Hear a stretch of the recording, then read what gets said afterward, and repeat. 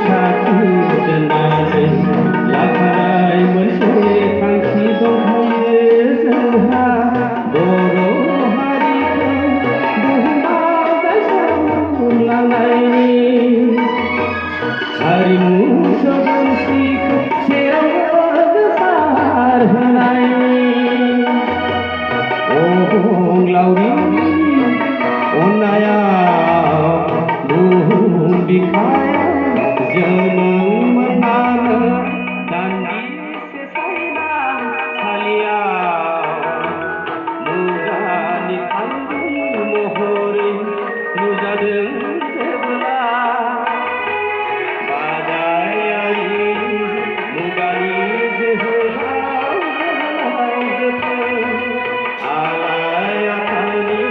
दाहगार गावबा गावनि रोंगौथिखौ अबंलावरिनि अननायाव बुहुम बिखायाव जोनोम मोननानै